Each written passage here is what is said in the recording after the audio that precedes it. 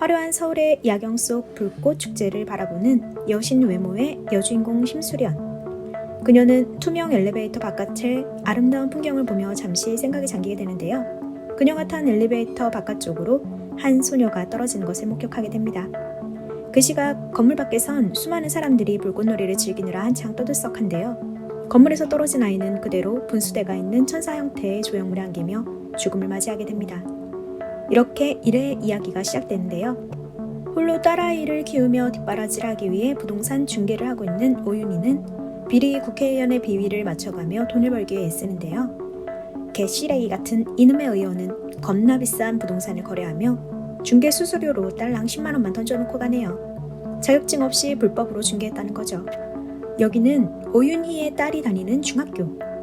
제니는 강마리의 천방지축, 못돼 처먹은 딸로 나와 온갖 얄미운 짓은 다 하는 밉상 캐릭터인데요.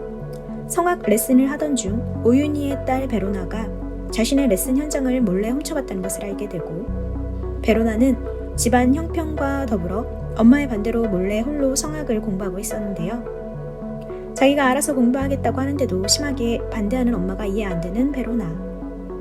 어질어진 집안을 청소하던 중 보게 된 뉴스에서는 이 모든 이야기가 시작되는 헤라펠리스의 공시지가가 천정부지 상승세를 이어간다는 뉴스가 나오고, 오윤희는 죽기 전에 자기도 저런 집에 살아볼 수 있을까 혼자 중얼거리는데, 한편 그 시각 헤라펠리스에서는 이 이야기를 이끌어가는 악의 축들이 모여 파티를 즐기고 있는데요.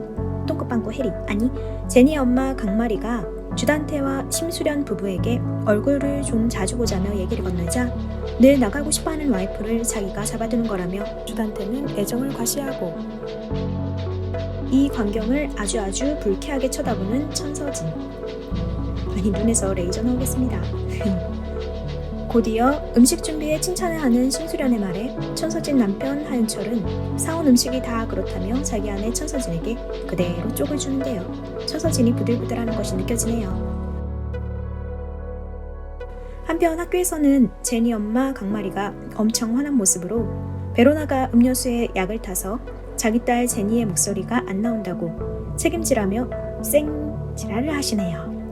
그러나 베로나는 절대 자기가 안 그랬다며 제니가 콩쿠르 나갈 자신이 없으니 자작극을 하는 거라며 억울함을 주장하는데요. 대환장 파티네요. 어른애들 할 것 없이 폭력이 난무하는 오늘도 평화로운 교무실.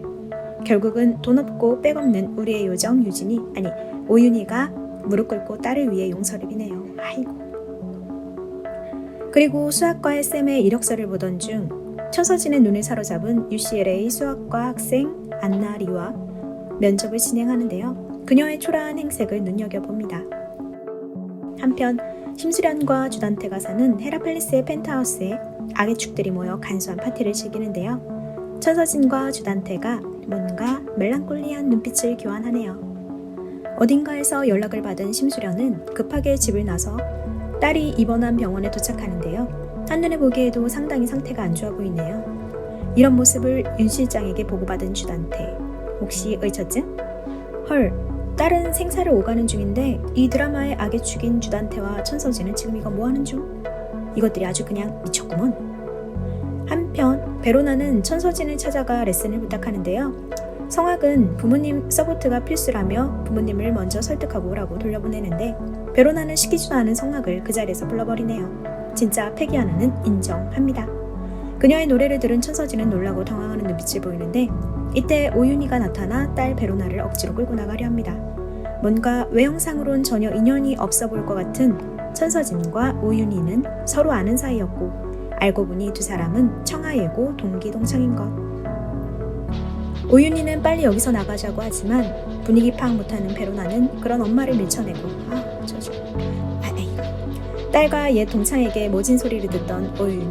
눈에 마침 고등학교 25회 청아예술제에서 성악부문 대상 시상식 회상 모습이 그려지는데요. 천서진의 이름이 호명되고 옆에 있던 오윤희는 믿기지 않는 눈빛이네요. 열받은 오윤희가 천서진 손을 잡아 끌고 들어간 대기실에서 둘이 몸싸움을 하는데 알고 보니 3년 내내 실력으로는 천서진이 오윤희를 한 번도 이긴 적이 없는데, 서울대 프리패스권인 청아예고 대상 트로피를 천서진이 받은 것은 재단 이사장인 천서진 아빠의 백이었다는 것. 세상 참 힘드네요. 천서진은 트로피로 오윤희의 목을 긋고 그 상처에서 나온 피를 자기 뺨에 묻히며 마치 자기가 다친 것처럼 사람들에 의해 부축을 받으며 나가는데 천서진의 아빠는 오윤희의 깊은 상처를 보고도 모른 채 하며 그 자리를 벗어납니다. 야, 여기 개시래기 한 명 더 추가해요! 한편 다시 현재로 돌아와서 강마리는 베로나가 본인 딸에게 약이 든 음료수를 건넸다며 학폭위를 열고 무조건 강제 전학시켜야 한다며 노발대발 합니다. 이에 대해 오윤희는 진짜 폭력은 당신들이 저지르고 있다며 딸의 손을 잡고 퇴장을 하는데요. 보통은 싹싹 빌거나 이성적으로 대할 텐데 정말 깡이 장난 아닌 것 같습니다.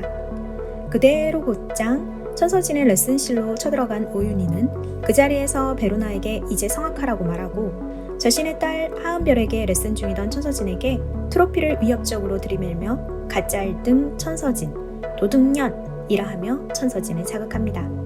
자신의 무게에 난 상처를 보여주며 내가 회방만 놓지 않으면 내 딸은 실력으로 정정당당히 청하예고에 입학할 거라고 말하며 베로나의 손을 잡아 끌고 레슨실을 나서며 1회에 막이 내립니다. 다음 2회도 기대해주세요. 시청해주셔서 감사합니다. 근데 그나저나 거긴 왜 감겨? 학폭이랑 천서진이랑 뭔 상관이라고. 오윤희의 이해 안 가는 행동.